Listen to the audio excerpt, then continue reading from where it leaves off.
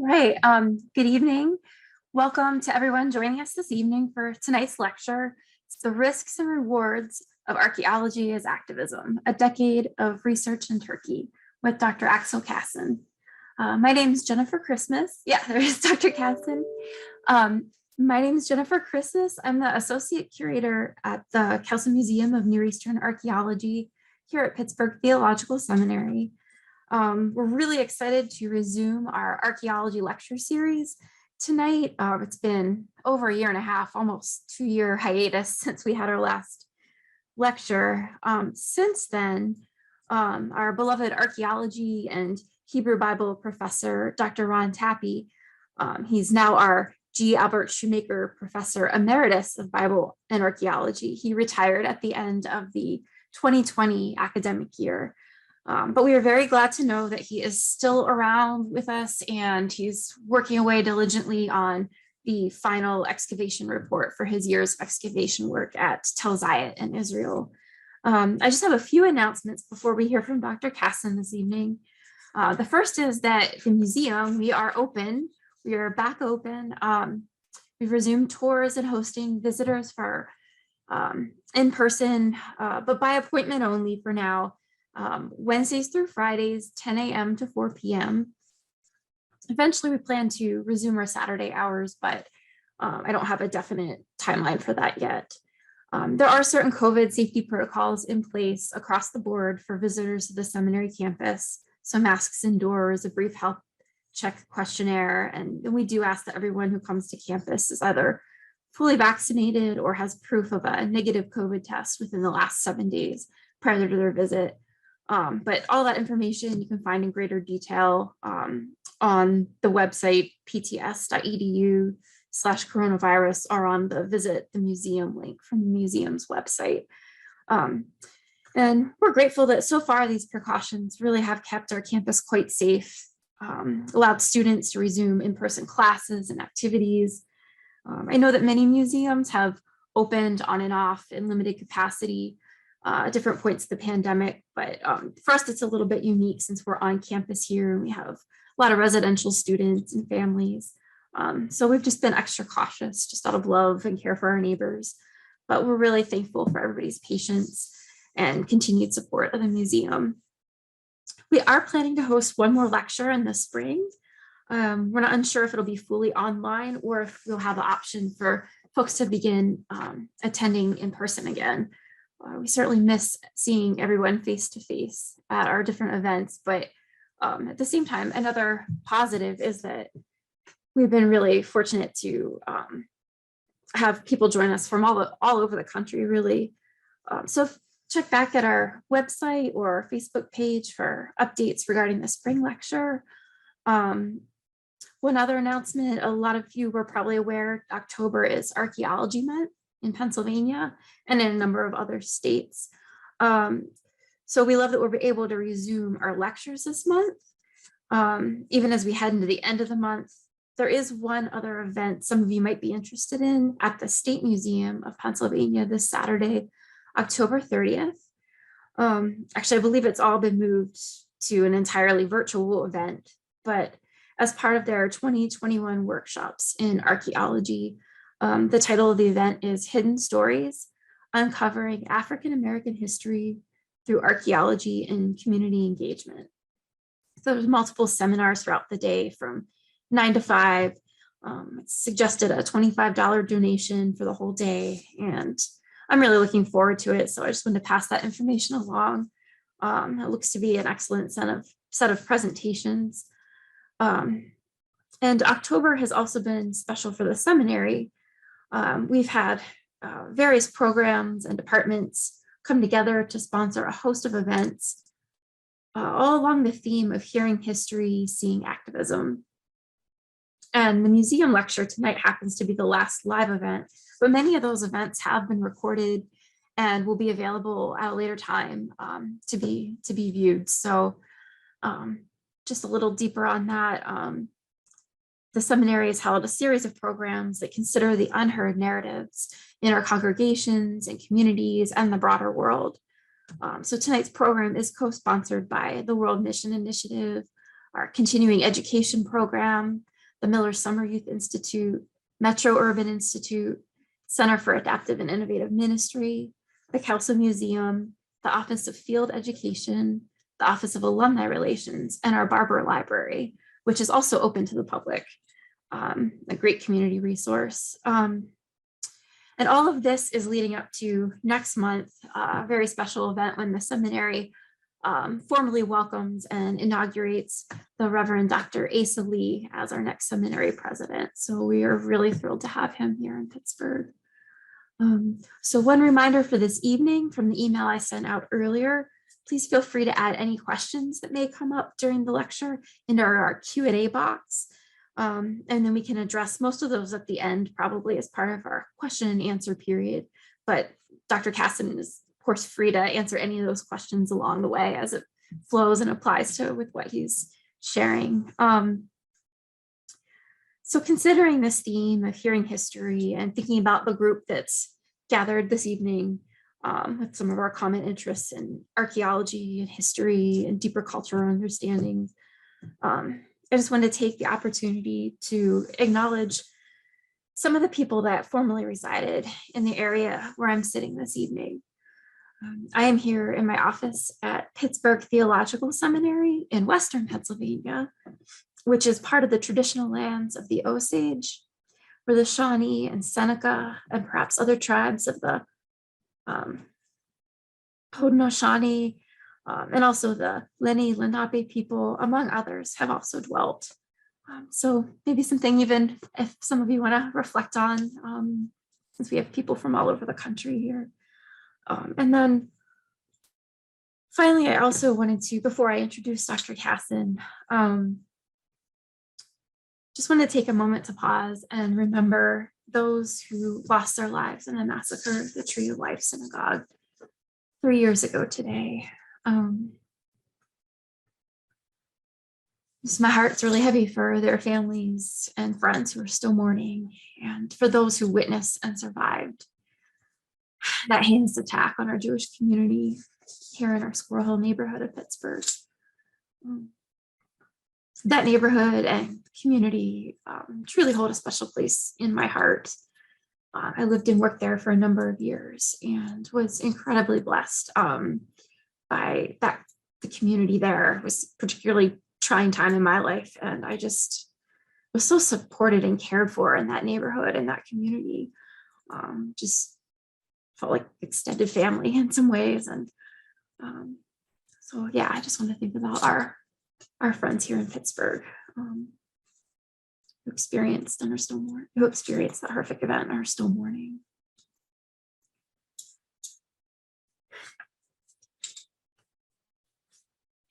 So for tonight's lecture, we are really fortunate to have Dr. Axel Casson with us.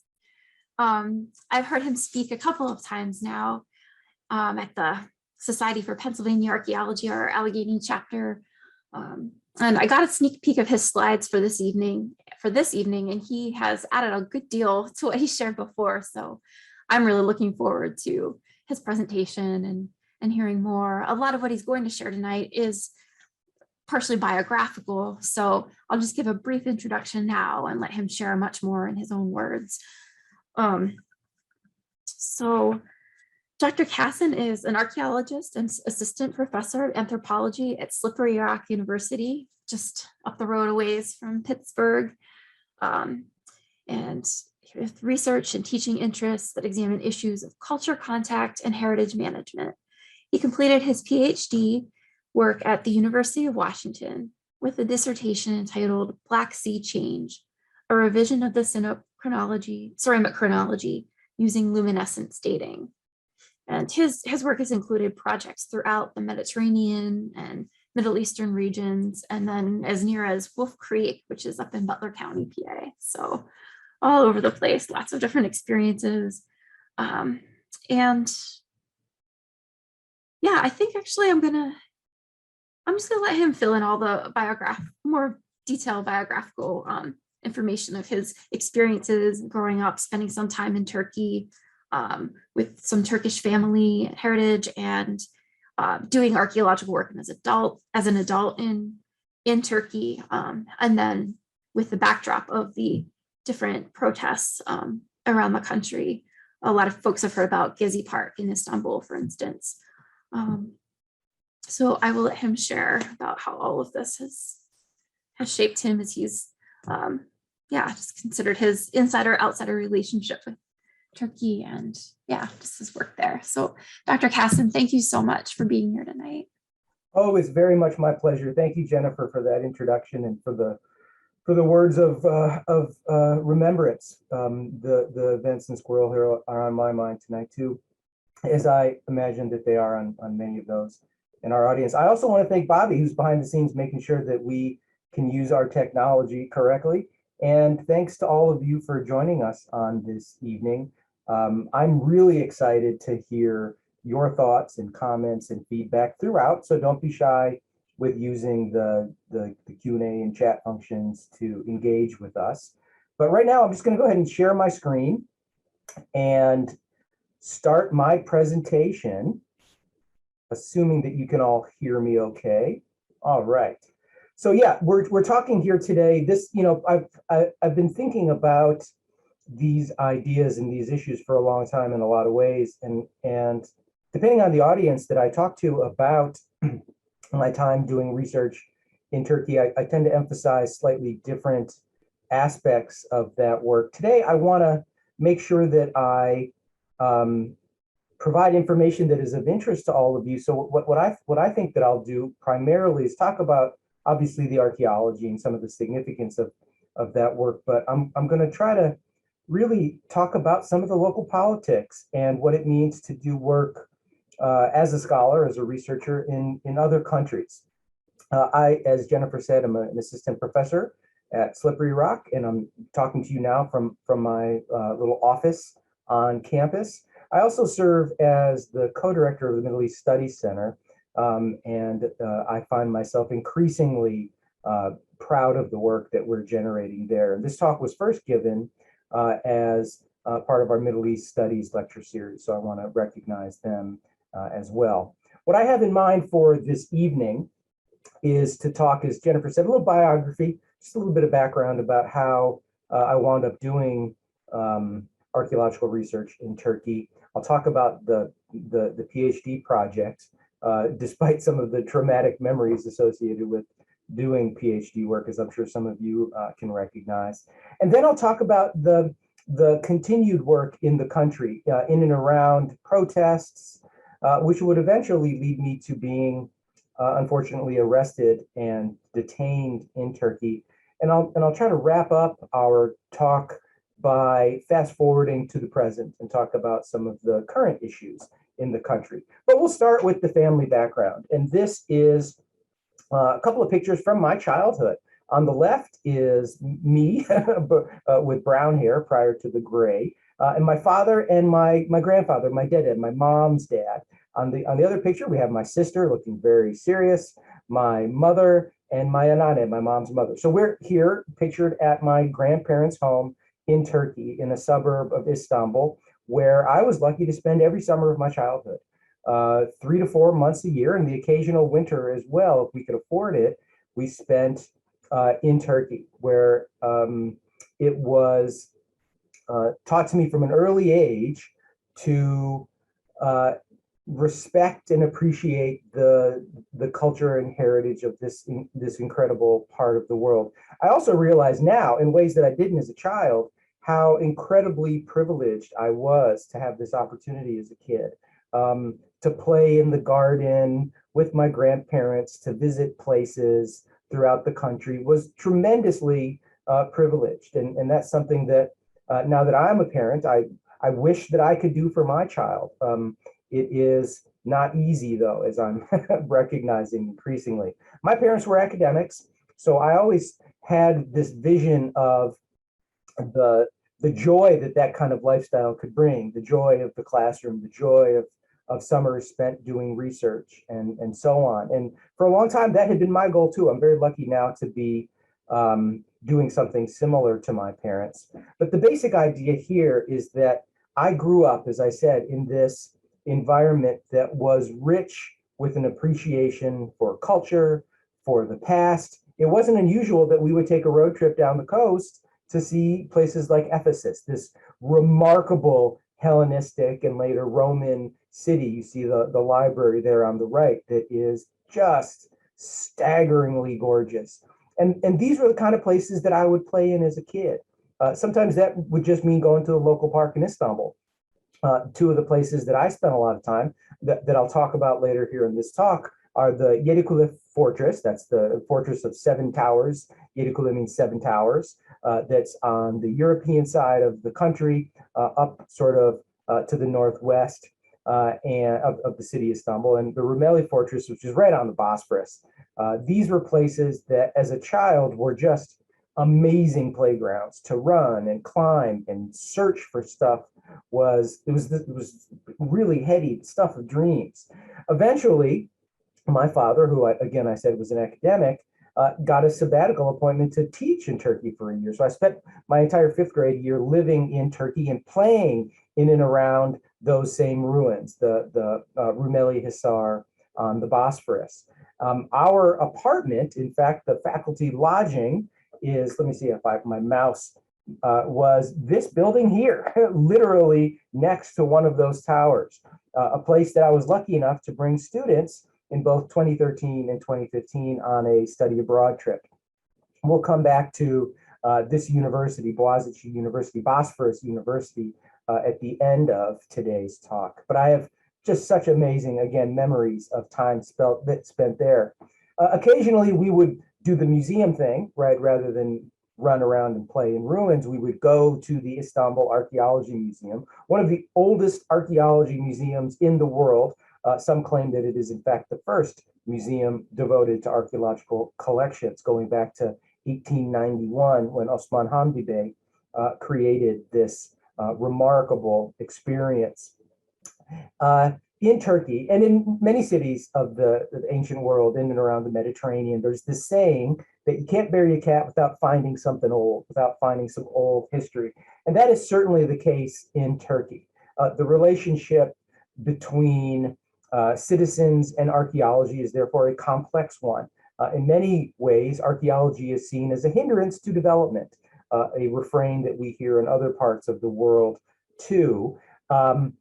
In Turkey, we'll come back to that because the current political party sees these quote unquote broken pots and stones as only a hindrance, particularly if they are from the pre-Islamic period, the history that predates the Ottoman presence. The Seljuk presence in Turkey is seen as less important than the Muslim experience of the country.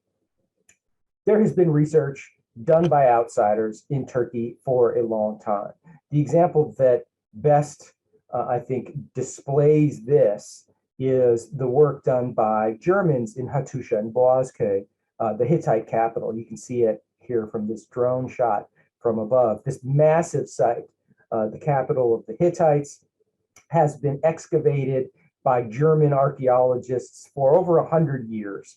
The scale of excavation here is so massive that the German team in the middle of the 20th century, they built a train track through the site to move dirt from their active excavations to back dirt piles off-site. As I write here, the Germans had their permit withdrawn in 2013. 2013 is an important date to remember for Turkey because, as Jennifer reminded us, that's when the Gezi Park protests were. That's when there was protests on a lot of grounds within Turkey, including at and around cultural heritage. Cultural heritage was one of the flashpoints of some of these protests, and the Germans had their permit withdrawn in 2013 because the Turkish government felt that they hadn't repatriated some important objects in museums. And I'm happy to talk more about that later too. I mention it here simply as some additional context. What I want to talk about next is, now jumping forward to my adulthood, having spent my childhoods in Turkey, running around, sort of, soaking up some of the cultures, but never having studied it, I was looking for, through college and then in graduate school, opportunities to go back and do real research. And for me, that meant trying to find a field site to do my dissertation work in Turkey. and that it would eventually mean settling with a project. I shouldn't say settling, really being quite lucky to land a project working for the Sinop Regional Archaeological Project as their chronology person, as their individual who would try to establish the dates of objects that were found. I had been working through my graduate work at the University of Washington in Seattle at the Luminescence Lab dating pottery, and I thought that that would be a productive project for my dissertation. So I started working in Sinop in around 2008 or so. It was a project that had been started about a decade previous to that, and included at one point an underwater component.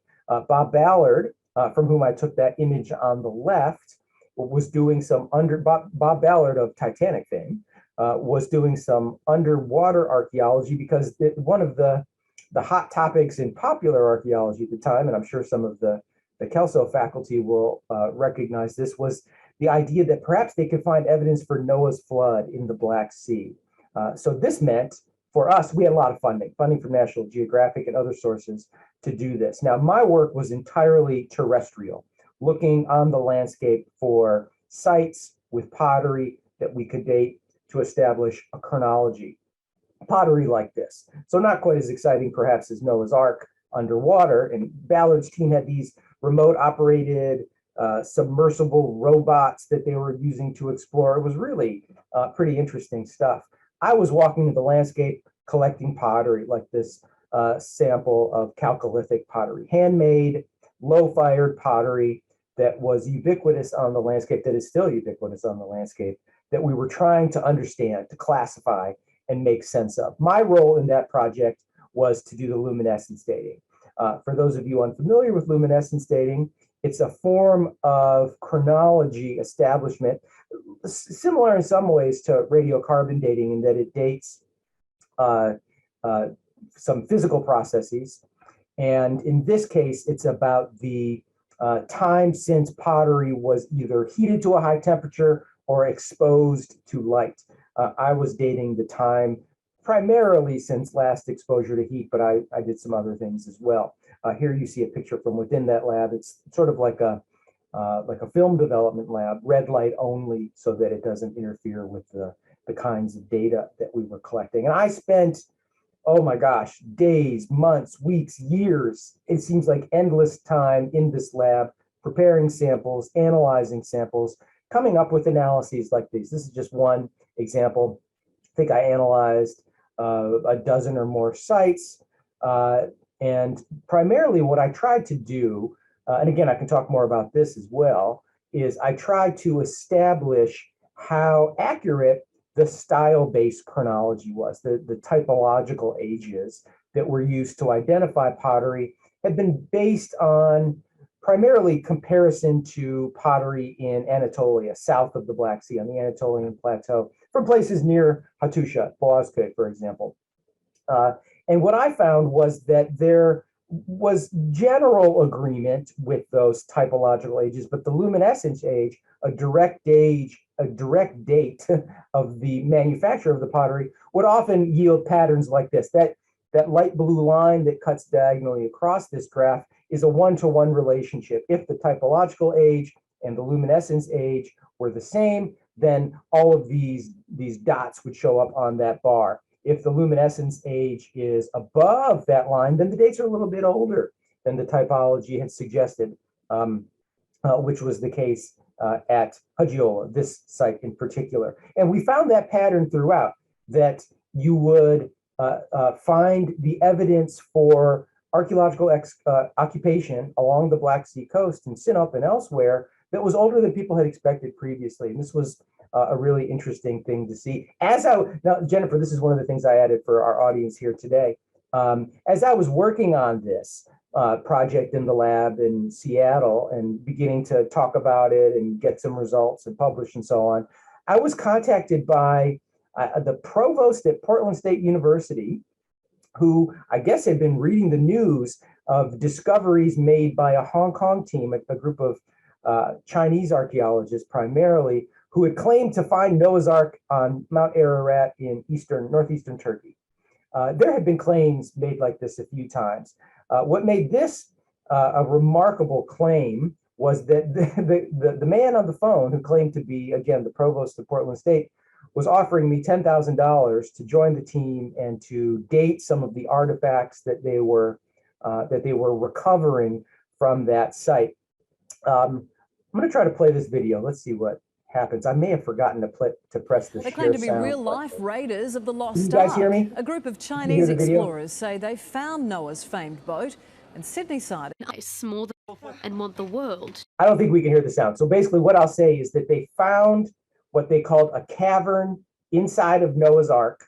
Here you see one of the researchers, if we can use that term, going down into that cavern, finding some wood and claiming that they had found Noah's Ark. It would be revealed, I think, a year or two later that a team had placed this wooden structure on the mountain, waited a few years until the snow had covered, and then announced their discovery. Those kinds of things, though, do happen periodically in the world of archaeology. Our lab, that Luminescence lab in Seattle, would routinely get calls from people who wanted us to verify or establish the reality of their dates, of the antiquity of their dates. Oh, you could hear the sound. I'm now reading the chat. Well, that's fine. I'm not going to play the video. I think you get the general sense. The Australian news media who covered this story were, for a very short period of time, really excited about the discovery of Noah's Ark. Turned out to be fraudulent, as I'm sure none of you are surprised to learn. And again, here, it's just that increasingly in academic archaeology, I was finding that the public interest in our sites was more pseudoscientific than scientific. And this is an interesting example of that. Again, something that I'm happy to talk about more later in the Q&A, because we're here to talk about archaeology as activism, and I haven't really gone into that at all. So let's begin talking about that a little bit. So if I had been working in CITOP beginning in 2008, going through these summers of research, years of dating work in the lab, the 2011 season was fundamentally different. The 2011 season was perhaps one of the greatest archaeological experiences I've had. I've been lucky to work on some amazing projects. This year, in ways that I'll explain here, was exceptional. And it began on the first day. I remember driving out to this site. We would take our team. We were doing regional survey. So we would, once we got our permit from the Ministry of Culture, we would map out, and the peninsula here is 20 square kilometers. It's a big area. We would use mapping data to identify fields for survey, and then we would go and we'd walk those fields and collect the pottery and so on, and establish the regional pattern of occupation in the site.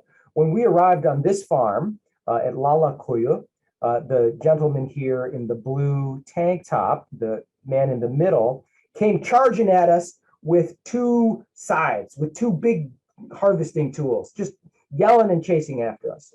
On the left of the image is the project director, Owen Doonan. On the right is the representative of the Culture of Ministry. Every archaeological project in Turkey has a representative from the state, from the government, there to make sure that you're not doing anything that you shouldn't be doing. So our monitor, she and the director talked to the man and said, no, there's nothing to worry about here. We've got a permit. He thought, the owner of the farm, he thought that we were representatives of the power plant that was scheduled to be built on this peninsula, to be built on the coast of the Black Sea. And he was furious with the idea that somebody was going to come and disturb the ecology, the environment, the health of the place that he and generations of his family had been growing crops for as long as he could remember. He thought that we, with our equipment and our Jeeps and so on, were representatives of that same interest group. When we explained to him that no, we are not affiliated in any way with the power plant. We are here to document the archaeological history of the area. Then his demeanor changed immediately. His demeanor shifted from angry and threatening to open and conversational. I think he almost immediately offered us tea and began showing an interest in wanting to talk to us. I was lucky to be, I'm lucky to be bilingual and able to speak Turkish, so I would often be the point person for starting these conversations. And we quickly learned that there was an entire community involvement about stopping this project, about halting the development of these power plants. As this sign says, the residents of Sinop wanted to breathe, and they were worried that the power plant would inhibit that ability. I see that there are some posts in the chat box. I'm going to pull that up.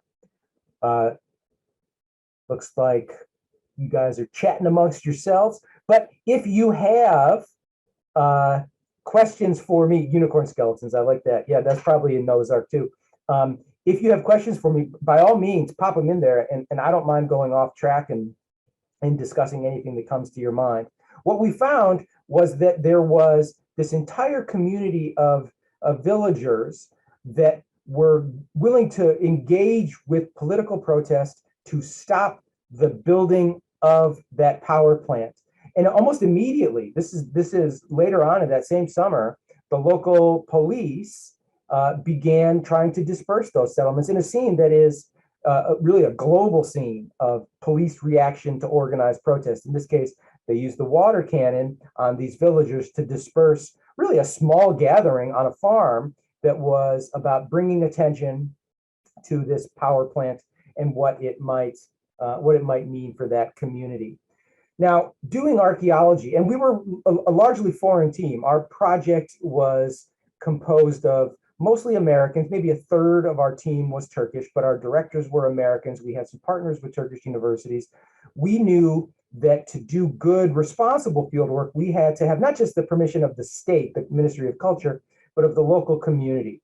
So our first visits are typically to the mosque of every village we go to, and to the tea houses to talk to people. This year, 2011, we took the extra step of meeting with the village leader, the Muhtar, during one of their summer festivals.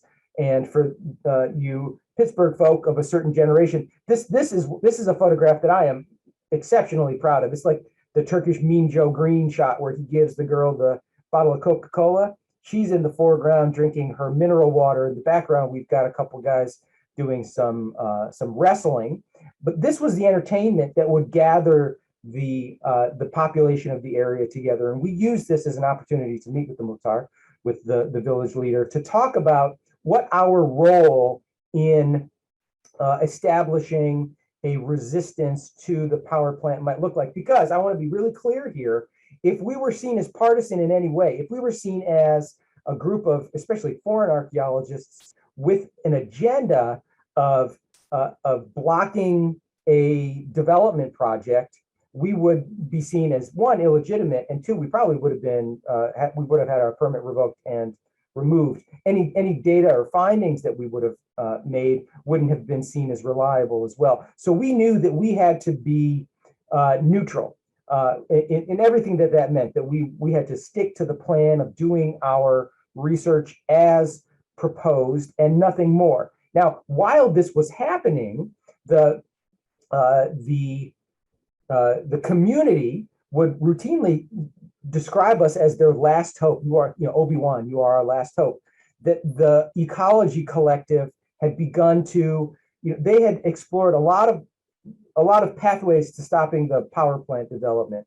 They saw archaeology as perhaps their last realistic chance of establishing a reason for protecting the landscape and stopping the development of a power plant. The Ecology Collective wrote that the state apparatus in Turkey and its police force are in the service of the capital and its unprecedented greed to destroy nature and life. Now, we couldn't make that kind of statement, but these were the statements that were being made. Lawyers were involved. Lawyers who began to, in their court briefs, reference directly the archaeological evidence that we have been collecting for a decade on the peninsula, on the promontory. Moreover, as Mr. Erdem said, moreover, while the Roman and early Byzantine remains in the region should be declared as an archaeological protected site, from where does the governor take his power to see himself above the local history and culture and nature? We, after years of really kind of feeling like outsiders in the community, because we were outsiders, were seen and embraced in ways that we hadn't before. And that's because the lawyers, the ecology collective, the farmers, they recognized that here the law was really on their side, and it was a matter of establishing its legitimacy.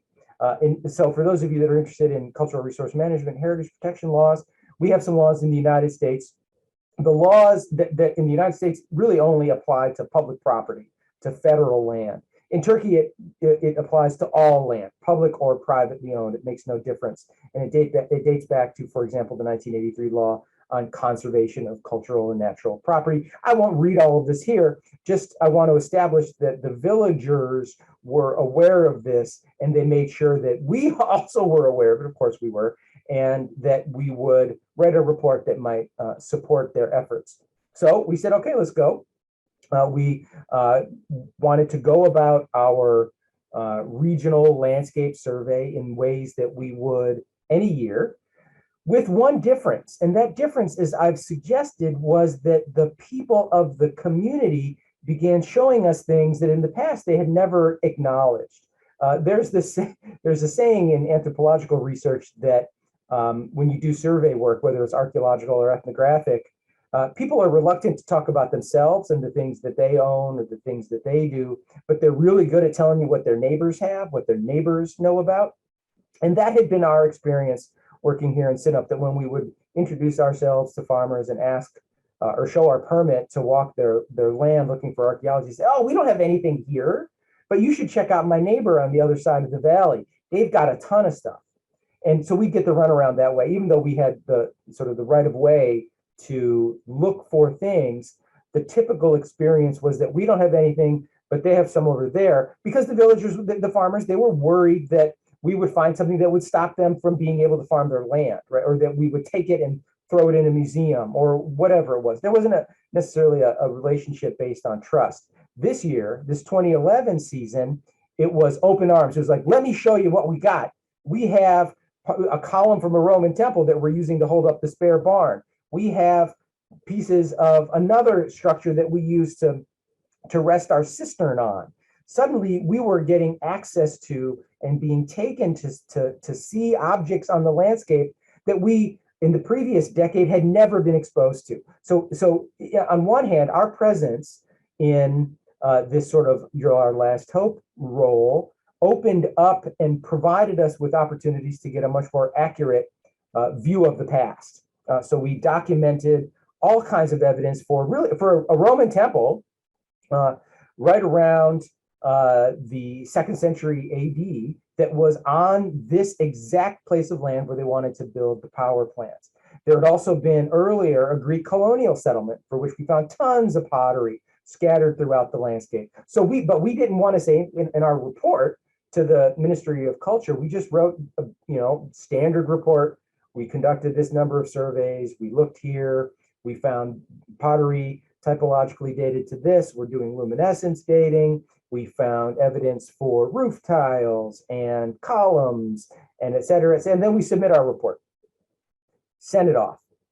At no point did we acknowledge that there was anything going on. We didn't talk about villagers giving us access to places or sites. We never mentioned the power plant. Anonymous attendee writes, I'm fascinated by how fidelity to understanding the past is crucial to living well in the present and constructing a future that is worth experiencing.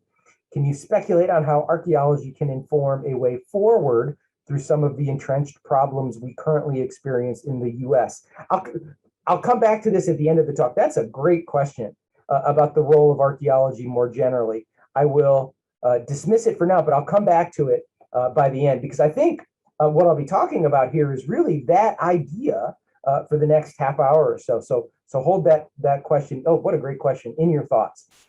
So we submit our report to the state. We go back to our universities and we wait for news. We wait to hear what happens next. And the news was good. By early 2012, we learned that the power plant had been postponed, that after these protests, they decided to, how much of a victory is it? They decided to move the power plant down the coast someplace else. So it wasn't going to be the problem of Sinop, it was going to be somebody else's problem. I should also say here that it wasn't as simple as submitting a report and having this stopped. our activity in generating an archaeological report of the promontory was really only a small part of this, but an important one. And I know that because the Ministry of Culture sponsored another archaeological survey of the landscapes. They hired somebody to go look. They wrote a second report that said, "Oh, there's nothing here. There's no evidence of anything here at all." That the report generated by the foreigners was inaccurate. Fortunately, that second report was dismissed. It was seen as a fairly transparent attempt to dismiss our findings, but it communicated to me that they were taking this issue seriously, that the role of archaeology in determining development projects was a real one. And that does address a little bit the audience question. So that's 2011, 2012, it's postponed. I'm now thinking very differently as someone, I was finishing my dissertation at this point, I'm applying for jobs.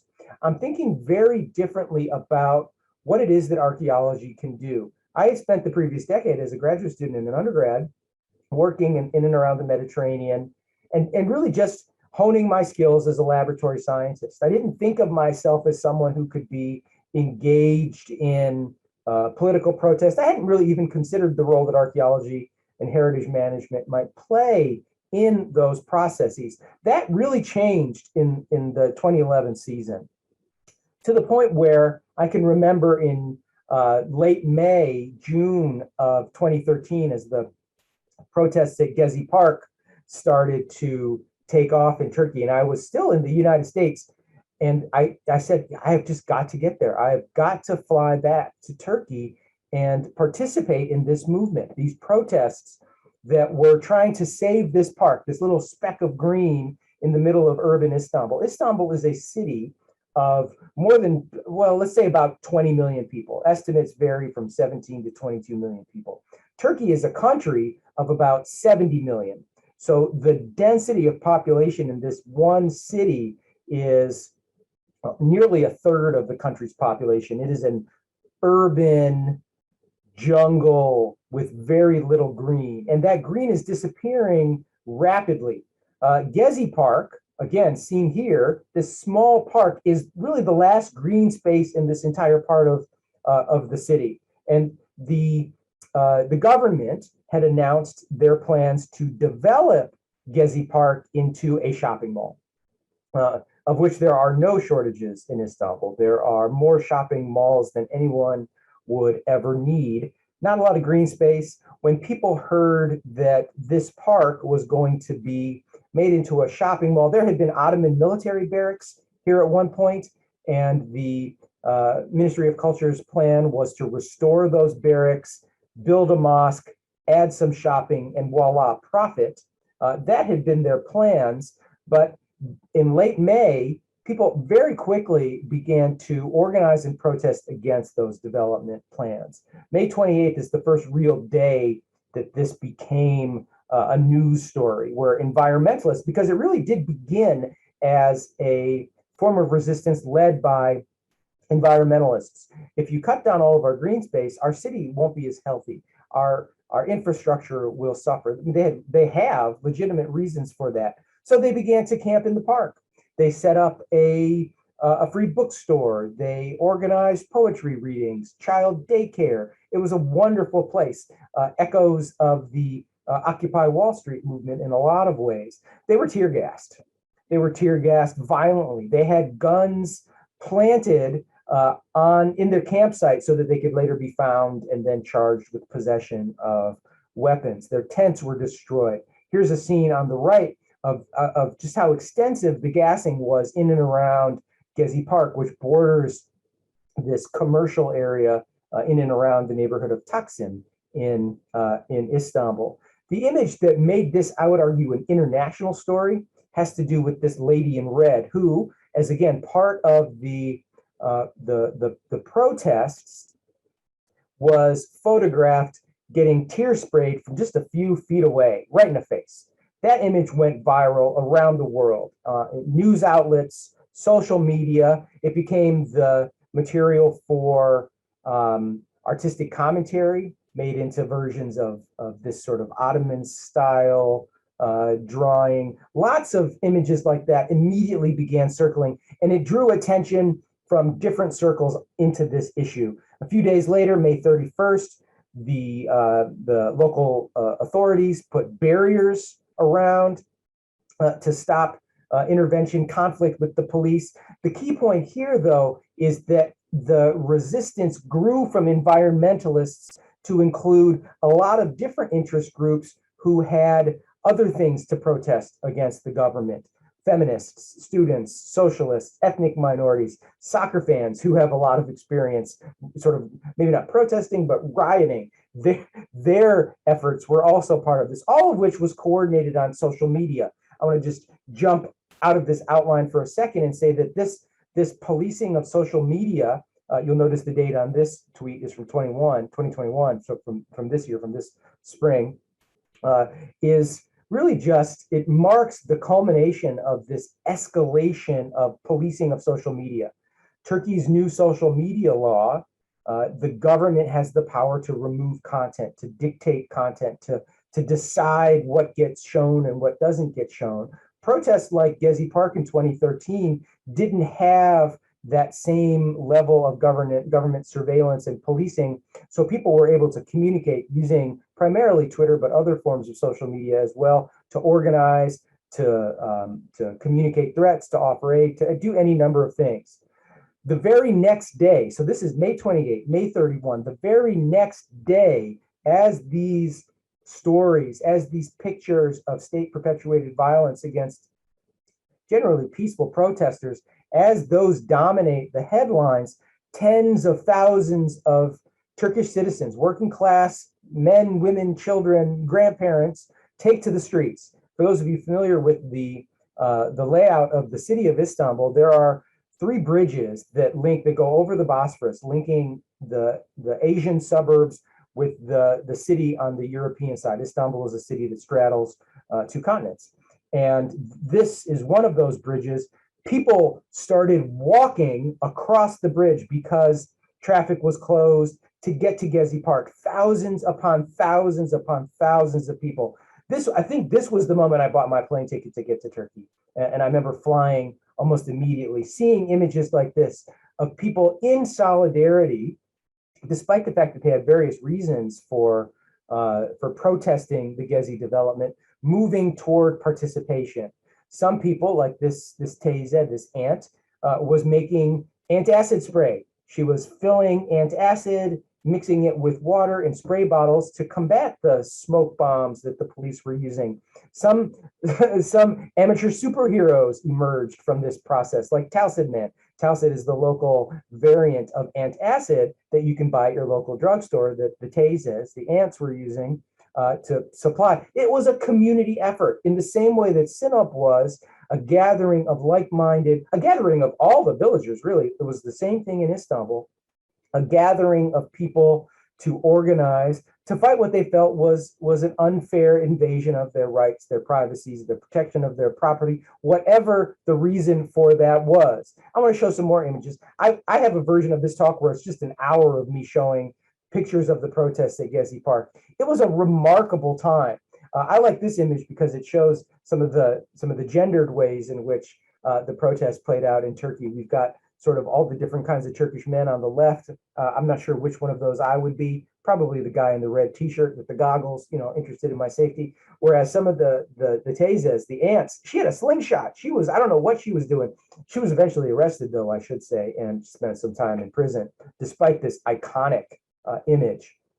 The protests lasted the entire summer, and I was there about a week into it, documenting it for purposes of my research that I'll talk about later on. It was a violent series of protests. It was really charged throughout. 7 people died, mostly from tear gas canisters hitting them in the face. Some of the same things that we saw in the United States, tear gas canisters being shot into crowds incorrectly. 20 people lost an eye. Thousands and thousands were injured. But what really happened, and I think continues to represent much of the Turkish population, was that domestic groups united in their displeasure against these neoliberal models of development over everything else. And this meant that groups of individuals like artists and intellectuals came together to protest. They read literature to the security guards. The image on the right is one that I do want to talk a little bit about. This he's called Standing Man, who would just show up. This is on the back side. Gezi Park would just be off to his left. He's looking at the Ataturk Cultural Center. Ataturk is the founder of the Turkish Republic and seen as a figure of democracy, really a political symbol in a lot of ways today. He would show up and stand and stare all day, 8 hours, not moving, not speaking. Eventually, a whole crowd of people would gather and just stare. Silent protest, right? Protest can take a lot of different forms. We've got these images that merge categories of identity: a tear gas mask, a topless man wearing a pink dress that's a reference in some ways to the Sufi, the whirling dervish, the mystics. We've got transgender individuals. We've got all these different parts of Turkish community coming out together, protesting the idea of development, the destruction of heritage, the preservation of a different kind of messaging. All of this happening simultaneously. And I really do want to stress that it's not that at no point was it just liberal versus conservative. In no way was that the case. There were many conservative aspects of this protest. And in that case, it would mean some of the people that were more covered, that would go to the rainbow stairs, that would hold up signs that say, "I will not bow down, boy and amen, I'm not going to submit to this thing." The protest lasted all summer. Into the fall, there were community gatherings at places like Abbasah Park, in another neighborhood in Beşiktaş, another politically active neighborhood, where people would gather and brainstorm ideas and offer scheduling of events and so on and so on and so on. I'm just briefly looking in at the questions. Oh, these are all questions, but I'm going to save them for later. Oh, I can't wait to get into the Q&A. And I took part in a lot of these people's parliament, this idea of community organization to unite resources and efforts for this kind of project. By the time I got back to campus, to Slippery Rock, at this point I'd gotten the job at Slippery Rock. I started there the year previous. I said, I've got to talk to our students about this. So I organized this talk, Turkey's Gezi Park protests, that fall, September of 2013. Protests, everywhere is Taksim, everywhere is resistance. And I filled the amphitheater. It was a wonderful event. We advertised it and so on, and I felt really good. And by this point, I was in a point of my career where I knew that the kind of archaeology that I wanted to do had to be more than just this piece of pottery is 7,000 years old. It had to connect in some way to current events, to things that people were interested in. So the next project that I started working on, also not in Istanbul, not on the Black Sea, but in the city, was near one of those places that I used to play as a kid, near Yeti Fortress, the Seven Towers, because this is a place where my grandmother is from, where my mom, her mother spent her childhood. There's a picture on the left. You can see part of the walls, and just on the other side of the walls, you see these neighborhoods. One of those houses was where my grandmother spent her childhood. And I had a great relationship with my grandmother. She and I spent just, as a kid, she would make all my favorite food, and she would, read me stories, and we'd play in the garden. So I have all these amazing memories of her. And my mom would say that the happiest that her mother, my grandmother, had ever been was during her childhood at Yeti Fortress, where she would play in the gardens, she would walk across the valley to her school, and so on. And my mom has long made it her goal to restore that house, which is what this picture now is, jumping to 2019, the restored version of that house that my grandmother lived in. This is where my mother is going to spend some of her retirement now.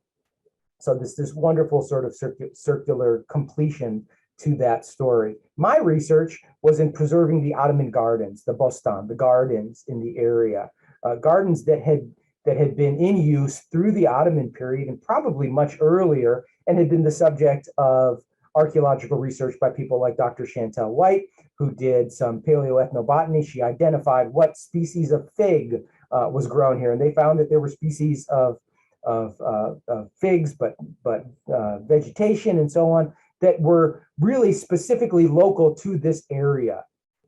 Just like Gezi Park, though, the Turkish government saw this as, say it with me, an opportunity for development. Let's put a shopping mall in the area. So to take this structure, right, this is part of these are the old Byzantine walls. The 7 towers are down here on the bottom right of the screen. I assume you can see my cursors. The wall ran this extent. The wall would cut from the Sea of Marmara here all the way to the Golden Horn. It makes this peninsula of Istanbul walled off, and there are amazing stories about the measures that the Ottomans took to break through these Byzantine walls. Well, the Turkish government wanted to take this green land and make it into this, what looks actually kind of cool, this garden, but it would have entailed destroying a lot of the historically significant gardens there that people were still farming. People were still actively farming as a form of generating produce for the city. And as I looked deeper and deeper into those research plans, which are publicly available, I said, hey, look, that's my Anana's house. That's my grandmother's house right there. It's the one on the end. It's this one here on the end that was going to abut this development plan. So here I had a direct connection to the development, the archaeology, and also my family's lived experience in the area. There again is her home. It's that one right there, right on the border of this development project. And in the plans, it always turns up. That house that my mom miraculously has restored, which is another story for perhaps another day, is part of this plan that has not been realized yet, but I imagine it will be soon, to look something like this. Now, this has me thinking in another direction. Is there a way that with cooperation between the local community, which has been entirely left out of this project, the local community, archaeologists like myself, and developers, is there a way to find a path forward? And this is something that I would love to hear from members of the audience. Is there a path forward here for something that maintains a connection to the history, where they keep growing those fig trees, they keep growing the strains of spinach, whatever it might be, and then also provide greenhouses, public space, really creepy scarecrows, whatever it might be, that is not the destruction of heritage, but the actual preservation of heritage. So as I pivot here in my conception of what the Yedi project looks like, I see the opportunity, probably not with the current government, but an ultimate opportunity for using archaeology toward building new places for public enjoyment, new places for recognizing the history of the region. Because it is possible in neighborhoods like Beşiktaş, like the Abasa Park, where we would gather for the People's Parliament, people have used the presence of, and this is all in Turkish, so you can't, of course, read it. They found this flowering tree, 134-year-old tree in that park that was going to get cut down. People gathered around it, they protested, and they saved the park. They saved the tree, right? So there, obviously, not every solution not every outcome is paving over a park, building a shopping mall. There's an opportunity in Turkey, in Istanbul, for solutions that are good compromises. And that's what I really want to see. Unfortunately, I can't go back to Turkey. My experiences talking about Gezi Park, working in Sinop, working in Yedi landed me on a watch list. And when the last time I was in Turkey is now 4 years ago, which I had never in my life gone more than probably 9 months without going to Turkey. It's now been 4 years since I've been, because I was arrested the last time I was there.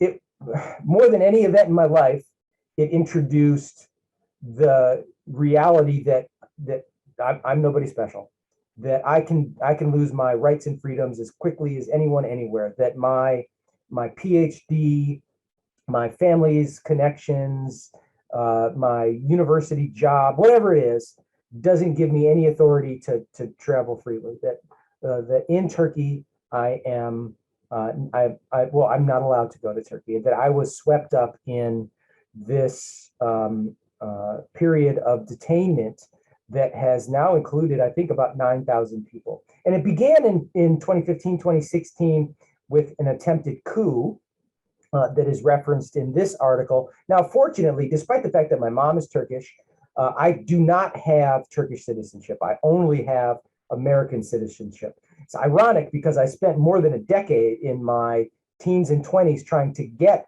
Turkish citizenship.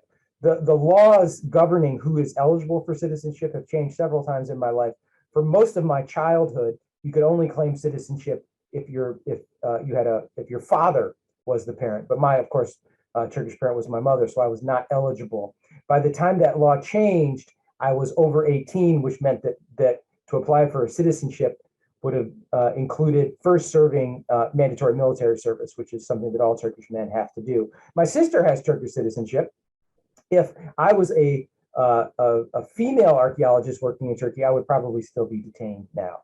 Fortunately, in an ironic sense, I have only got American citizenship, and it took an entire day of me in a prison talking to lawyers and judges, establishing the fact that no, yes, okay, I speak Turkish, I have a Turkish name, but I'm not a Turkish citizen.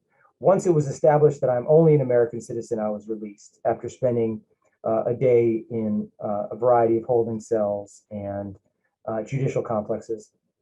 It was not a good day, but I did have good experiences. I met, for example, in the first detaining cell on the grounds of the Istanbul airport. In fact, I was thrown into a cell with a group of Syrian refugees who were just about the nicest people I've ever met. They saw that I was in distress, that I was really kind of freaking out, and they shared with me everything they had: water, food. They offered me cigarettes. I don't smoke, but they were offering me anything that they could to just kind of settle me down, because it was a tough day that I'll never forget, really, in a lot of ways. And the echoes of that time, of Gezi in 2013, of the detainments in 2016 and 2017, continue. This is a story from this week. Osman Kavala, a wealthy businessman in Turkey, a liberal-leaning wealthy businessman, has been in prison since that time, since the time that I was detained, and his continued detainment has gathered international attention to the extent that the ambassadors from the countries that you see listed here are being threatened with expulsion from Turkey if they don't publicly retract their support for Osman Kavala. So again, these issues are continuing. I'm happy to talk more about the arrest, why I was arrested and detained, and why I can't go back in the Q&A if you guys have questions about that. But in the interest of time, I'll move forward and begin wrapping this up. So to review, right? Childhood in Turkey, long-term goal of doing archaeological work in Turkey, realized through my dissertation, pivoted to doing more heritage management work, eventually arrested. Now all I can do is follow the news from my computer, my cell phone, my Twitter account. And what I see is a lot of the same things happening, continuing to happen, including at places like Gezi, which has almost entirely now been paved over. The mosque has been built. The Ottoman barracks are going up. The park is still kind of there. There are these 3 little squares of green that remain, but everything else has been paved over so poorly that every time there's a significant rainstorm, the area is inaccessible. It's flooded. They forgot to put in drainage. Not the best engineers in charge of these projects, because, and this is, I think, a point of real civic pride for Turks, all of the engineers who were consulted on this said, it's not an environmentally responsible project, I won't sign off on it. So the government was left with hiring engineers that were willing to do bad engineering, and we're experiencing the results of that now. those protests have extended to include now Boğaziçi Bosphorus University, the place where my dad did his sabbatical, where I studied for a year prior to graduate school, a place known throughout the European world as a Western-leaning liberal arts culture. It had been an American high school before becoming a university. So Boğaziçi has long been connected to the West in real ways. Well, the president of Turkey was dissatisfied with the current provost and replaced him with someone who really has no business being in that kind of academic position. He has been shown to have plagiarized his dissertation, for example, and yet he was appointed as the provost of really one of the more prestigious universities in the country. This led to protests on the campus that echoed a lot of the events in Gezi and elsewhere in Turkey. Massive police presence on the campus, university students surrounded by police. The protests rocking Turkish university campuses are the biggest since the Gezi demonstrations. And you see here the university professors who are doing the Standing Man protests. And I confess to not knowing what the number 159 is in reference to. I should know that, but I don't. President Erdogan, called on the family of the protesting students to stand up and prevent them from being used in the games of the global seditious, which I'm sure you will all know is code for Jewish conspiracy in Turkey. And again, that's something that I can talk more about too in the Q&A, but those kind of dog whistles are now out front and center in the way that Turkish politics are operating. Timur Kuran is talking here about this open letter from Boğaziçi students to the president, who had been calling them terrorists and deviants and perverts. Don't confuse us with people who obey you unconditionally. You are not a sultan and we are not your subjects, right? The students are getting fired up in ways that I hadn't seen anything since Gezi. And this had continued through the entire summer. What I like about this, the tweet on the right, is that people are now directly referencing President Erdogan as sultan, that he lives in a palace. They're talking about this very different kind of political system. And I think that's interesting and important. The summer goes on, people are arrested. The last 2 weeks have been marked by trials of protesters in the same way that people have been detained and tried at Gezi, the attempted coup, and so on. There are now detainments and arrests and trials for the students that were protesting the placement of a provost who really should not have been appointed to that position. The same things are happening again and again and again, which brings me to the end of this talk, and then we'll dive into the questions. What have I learned? Well, I'm not really sure. Right? This is in a lot of ways a talk without an ending because so many of these issues are unresolved. I haven't been able to go back. I don't know what is happening. The news is reported in ways that is biased in lots of different directions. What I do know is that the kind of archaeology that I want to be part of, whether here in Butler County or in the Mediterranean, is one that recognizes the placement of cultural heritage in a much bigger picture that includes the right of people living today. I also have learned, and not that I have any regrets, but that individual decisions have consequences, that I'm not untouchable, that I can be detained, that activism can come with a cost, even if all you're doing purportedly is conducting scientific research, that nothing is apolitical, as my cohort in graduate school was often telling me. But some risks are worth it, and sometimes they're even rewarding. So I'll end it there. I will stop sharing my screen and try to remember all these questions that you were asking me, but maybe Jennifer, you can help me with that. You can help me organize the Q&A. Thank you all for your attention and patience. I know I talked for a long time. Thank you so much. Yeah, so we have several questions in the Q&A and a couple in the chat. Where should I start? Good question. Maybe, I guess in the Q&A, well, I know the first set of questions that came up, you were really... Yeah, I was fired up about that, wasn't I? By fidelity, I'll read it again because I'm not sure everybody can see it. I'm fascinated by how fidelity to understanding the past is crucial to living well in the present. Yeah. And constructing a future that is worth experiencing. Can you speculate on how archaeology can inform a way forward through some of the entrenched problems we currently experience in the US? Yeah, fidelity to the past is kind of a slippery subject in that there are a lot of ways to interpret the same data about the past, that there are often a lot of equally valid interpretations of that past. And increasingly what I've recognized is that, doing science, collecting stuff, sampling strategies, laboratory analysis, whatever it might be, it is still going to be filtered through a human who is going to interpret it in ways that make sense to them. The research questions that we ask are not arbitrary. They too come from some political perspective and are often driven by an agenda of one kind or another. So, so I want to answer your question by saying that whatever the kind of science you do, social science, natural science, it's important that we represent in the kinds of questions that we're asking, in the kinds of data that are collected, in the kinds of audiences that we speak to, that we represent a diverse set of perspectives, that we don't just follow the standard set of processes and procedures that our mentors have done, that we're willing to push our research in different directions. I was working, there was a project I worked on in Italy. Yeah, I know I've worked in some really horrible places in Tuscany, working on this Etruscan temple. Oh my God, I could talk an hour about the food we ate there.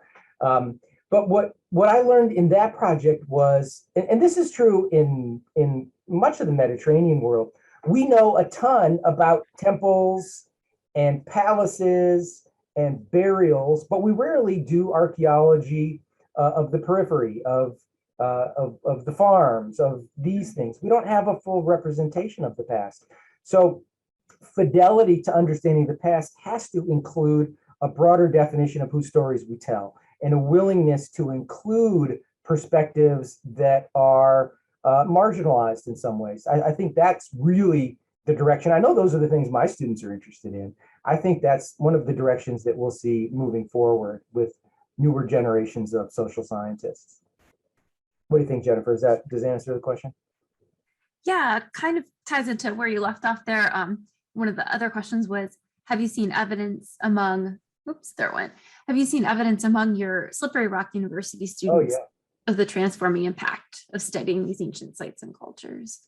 Yeah, and I mean, well, it helped when I could take them to Turkey and we could walk around those places. Now I take them to Mexico, and that's what we do when we go to Mexico. I was just lecturing about this amazing site in Mexico City that I will mispronounce. It's the site of three cultures, Tlahtoltec. I didn't get it right, and I do apologize. I can do the Turkish pronunciations. I struggle with the Aztec. But it's an example that I use, and I use just today to talk about, and my students, I mean, it was 5 minutes of me talking and then 20 minutes of them really getting into it, which is, for the teachers in the audience, like the optimum outcome. It's this place where the Aztecs had a temple, a pyramid. The Spanish, upon arrival, massacred, there was a massacre there. They knocked down the temple. They used the bricks to build a cathedral, which itself is a really interesting place. It has this representation of Guadalupe that is equal parts Aztec and Catholic. Really sort of interesting combination. And then later, the Mexican government built low-income housing on the same site. So you've got three distinct and different cultures telling this really complicated story on a single place.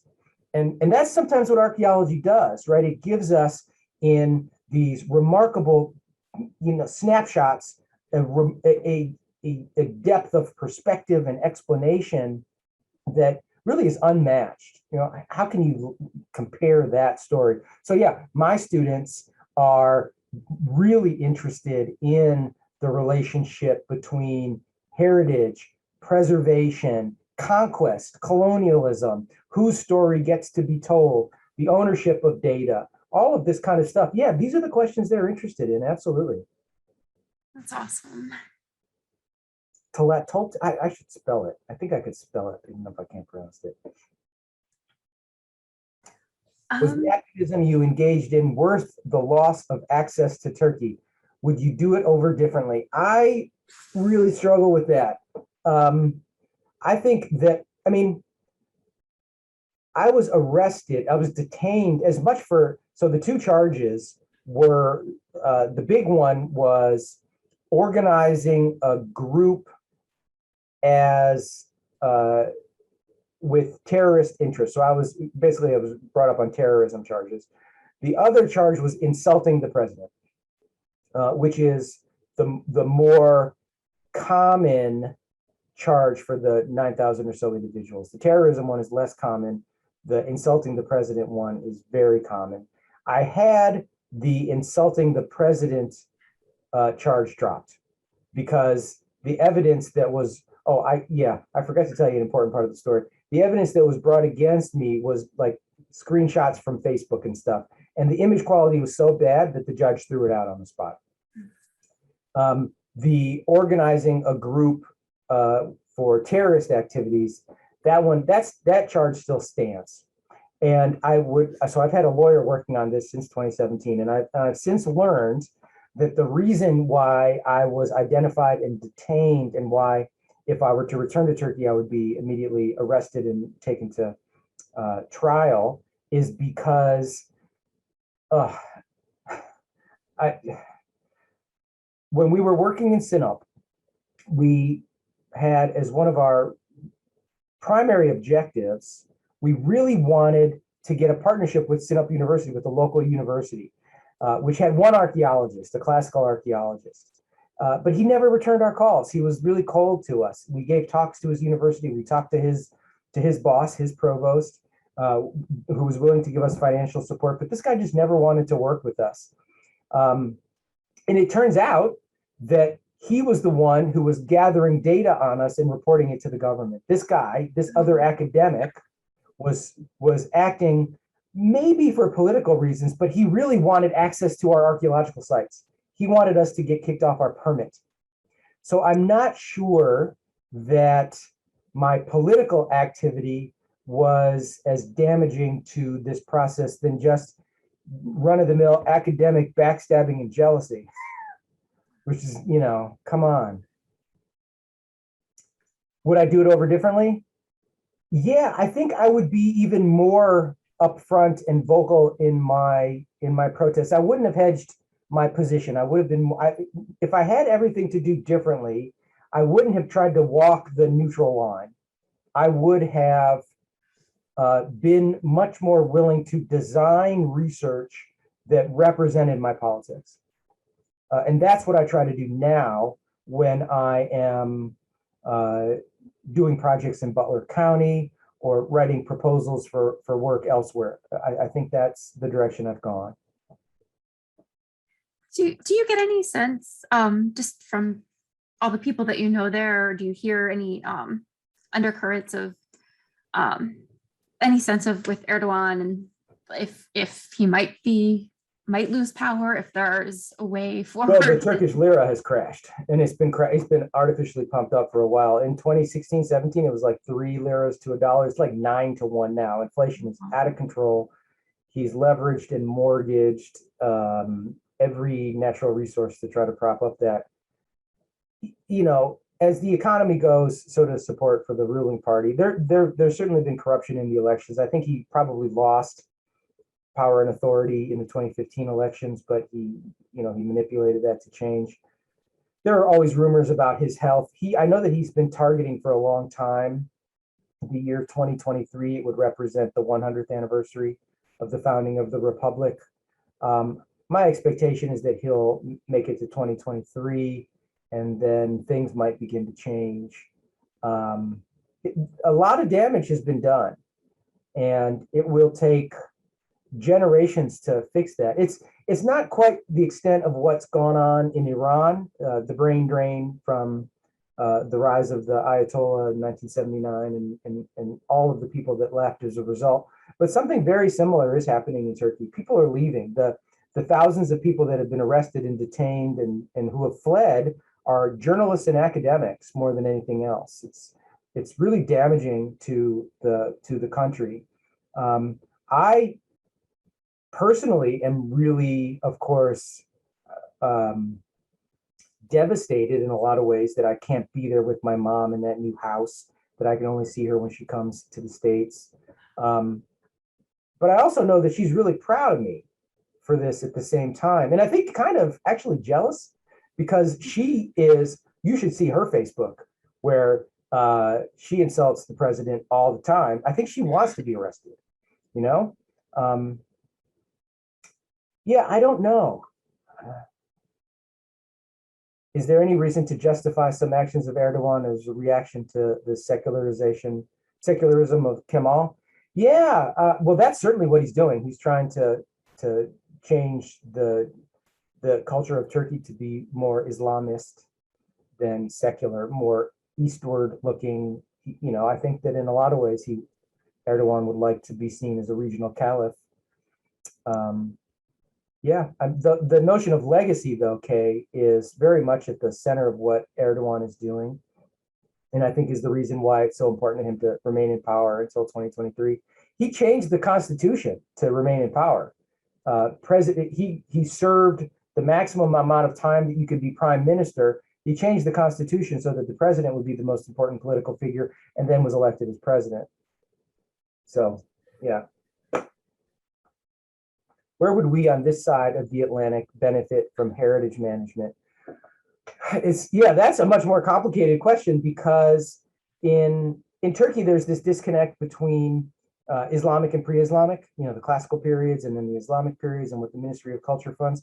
In the United States, you know, we've got hundreds of years of Western European presence on top of thousands of years of an indigenous presence on the landscape. And heritage management is as much a continuation of colonial processes of harm that really need to be addressed by the archaeological community.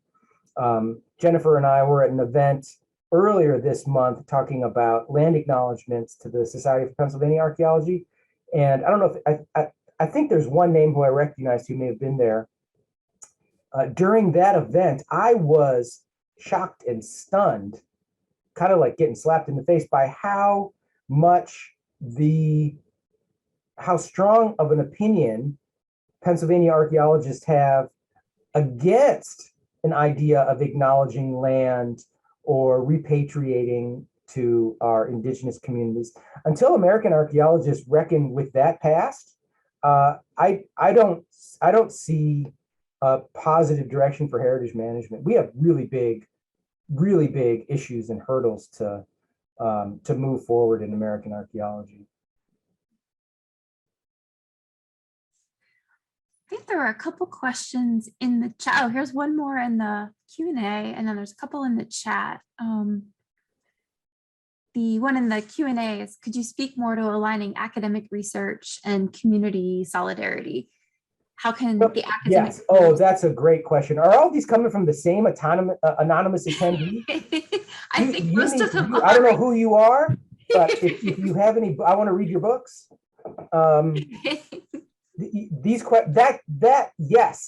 Yes. Could you speak more to aligning academic research and community solidarity? It's about community engagement. If you as an archaeologist are only a group of outsiders working someplace else, you know, if you get your research permits and you gather your group of Canadian and American and French archaeologists, as we were often doing, and you go, you know, I worked in Jordan, where we didn't have a single Jordanian on our team of 40 people. I worked in Italy, where we had a couple of high school students come to the project for a week, but that was the extent of our engagement with the community. In Turkey, we did a little bit better job. We had some graduate students from Koç University in Boğaziçi. You have to include people from the community, not just in the research, but in the formulation of the research questions. You have to include them in every process of the research. They have to have ownership. And this is a lesson that anthropologists have long known, that anyone who does participant art, action research or community engagement know that you're much more likely to have long-lasting, productive, cooperative work if you engage with the community. You have to do that. In the Butler County context, in the Pennsylvania context, that might mean working with, for example, we're increasingly working with the Seneca Nation in our projects, and it can't just be, hey, we found a bunch of stuff. Is it your Senecan stuff? Do you want it for your museum? I'm thinking about doing a project here. Do you have any students who would like to work, who have research questions that they would like to explore? It has to be a thoroughly collaborative project. Forgetting the name of the book, but or if our curator emerita is on, she might be able to chime in. But the curator was the anonymous attendee? No, Oh. she wasn't. But our curator emerita, Nancy Lapp, if she's on. But there's a great book from ACOR out, a lot of really great work with real deep, true community engagement in the sites. And yeah, who does a really good job? Yeah, ACOR does a good job. The CBRL, the Center for British Research in the Levant, they do an amazing job as well. Their office in Amman in particular has shifted tremendously toward doing this kind of community engaged archaeology. We have to break the model of the colonial archaeologists, where in Jordan, the only Jordanians that we had working were laborers. We had laborers, and this was often the case in Turkey too. We'd fill up a wheelbarrow, they'd cart it off. Maybe they would dump some dirt through a screen, but we wouldn't let them do anything beyond that, right? We would treat them as unskilled labor. You have to break that pattern. Absolutely. Let's see.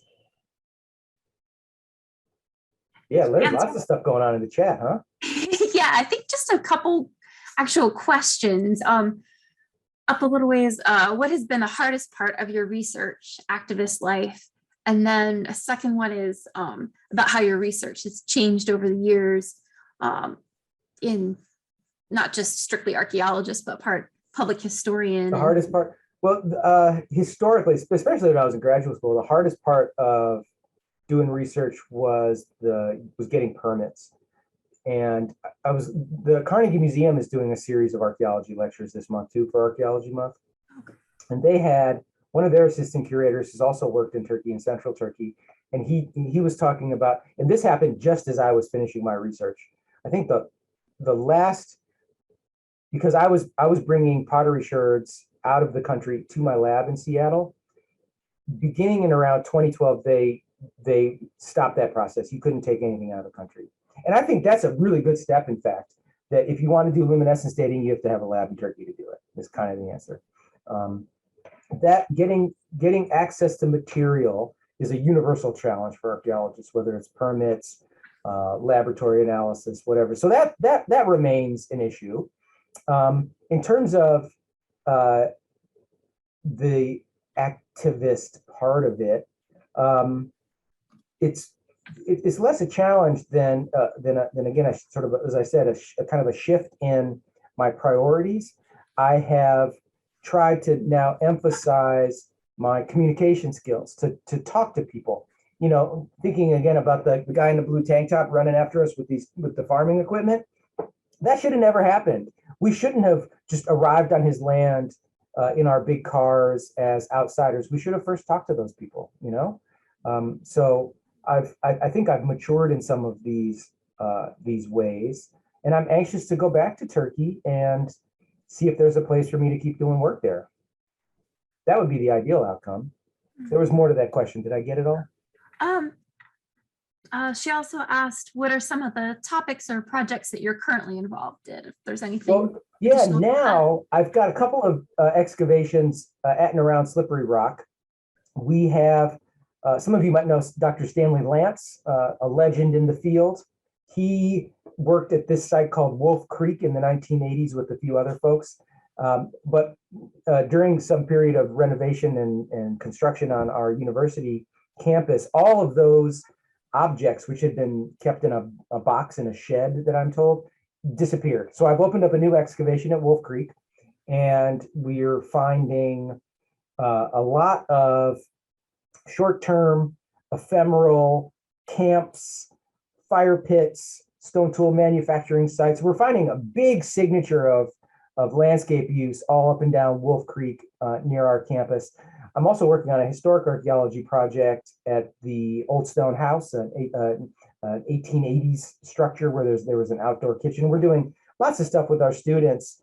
But increasingly, my work has become ethnographic rather than archaeological as I shift and as I try to line up my research with the interests of my students. So, things change.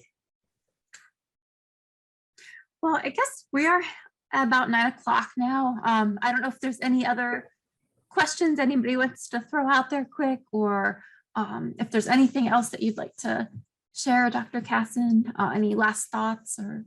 No, I'm just scanning through these questions. Yeah, public historian is Corey is writing here. I can't see the whole name. Yeah, it's become more like that, exactly. And Slippery Rock has a really good program in public history. So yes, that's increasingly the kind of direction we're going. In my lab, I do a lot of 3D scanning and 3D printing. That's what the Carnegie Museum's series of workshops has been about, 3D work, because I can't go to Turkey, but I still want to share objects and artifacts with them. And we do a lot of that digitally. Just like we do these public lectures via Zoom, we're sharing data digitally as we move into those, into that modern experience. Okay, yeah, I think that's all the questions. Thank you guys so much for your attention for this hour and a half. I really appreciate that. Thank you so much for taking this time and just going so in depth and answering questions and just, yeah, all the work that you're doing in so many different realms. Thank you. Thank you so much. Well, I can't wait to come to the museum now that it's back open too. Bring my daughter. That would be lovely. Yes, we discovered we're neighbors. So yeah, we go to all the same cafes. Pretty awesome. Yeah. Well, thank you for everybody for joining us tonight. And yeah, please keep an eye out for announcements about a spring lecture. And yeah, if you're in the area, check out looking into visiting the museum. I'd love to have you. So have a great night, everybody. Thanks again. Good night. Good night.